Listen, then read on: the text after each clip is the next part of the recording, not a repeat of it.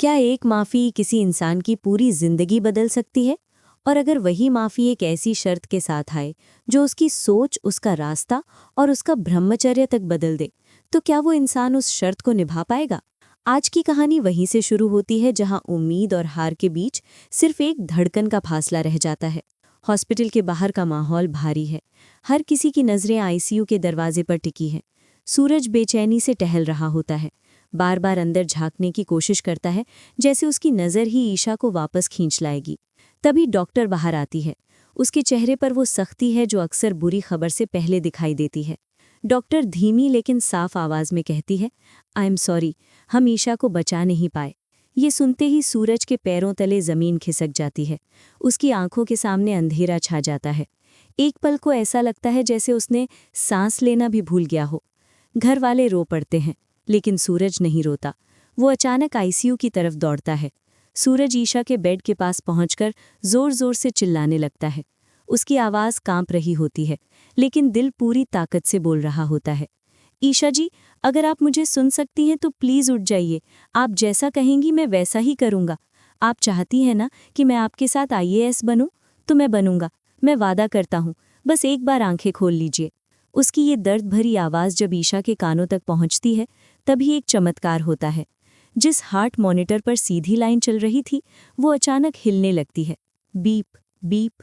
ईशा की धड़कनें दोबारा चलने लगती हैं। सूरज अपनी आंखों पर यकीन नहीं कर पाता। वो दौड़ता हुआ डॉक्टर को बुलाता है। डॉक्टर अंदर आकर मॉनिटर देखती है और हैरान रह जाती है।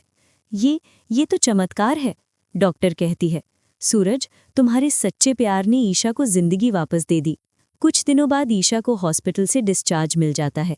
पूरा परिवार उसे घर लेकर आता है।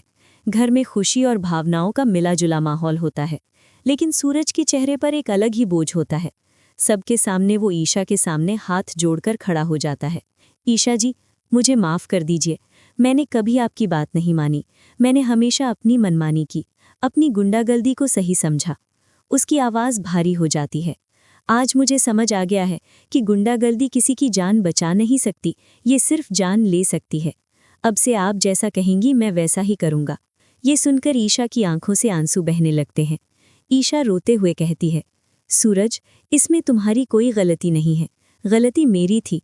मैंने तुमसे सच छुपाया। पूरा घर सन्न हो जाता है। पापा जी को कोई बीमारी नहीं थी, ईशा कहती है। वो बस नाटक कर रहे थे।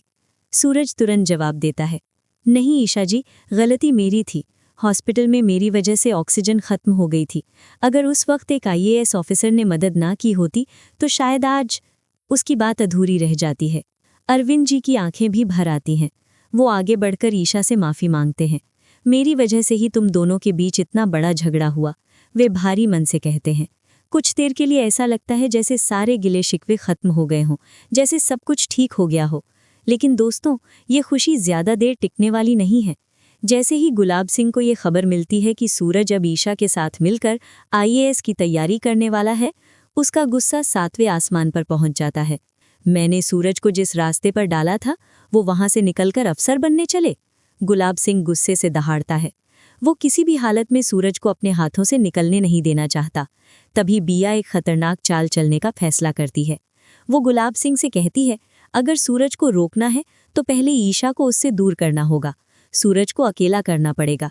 किसी भी तरह आईएएस की कोचिंग में उसका एडमिशन नहीं होना चाहिए। गुलाब सिंह की आंखों में साजिश की चमक आ जाती है। वो अपने आदमी को फ़ोन करता है। हर कदम सोच समझकर रखा जा रहा होता है, एक एक चाल, एक एक मोहरा। लेकिन दोस्तों, अब सबसे बड़ा सवाल यही है कि क्या ईशा समय रहते बिया और गुलाब सिंह की इस साजिश को नाकाम कर पाएगी? क्या सूरज आईएएस की कोचिंग में एडमिशन ले पाएगा, या फिर उसकी ज़िंदगी एक बार फिर अंधेरे में डूब जाएगी? और सबसे अहम सवाल ये कि ईशा जिस माफ़ी को स्वीकार कर चुकी है, क्या उसके बदले वो सच में सूरज के सामने ब्रह्मचर्य तोड़ने की शर्त रखेगी? आपको क्या लगता है आगे क्या होगा? अपनी राय हमें कमेंट सेक्शन में ज़रूर बताइए। अगर आपको ये कहानी पसंद आई हो तो वीडियो को लाइक करें और चैनल को सब्सक्राइब करना बिल्कुल ना भूलें।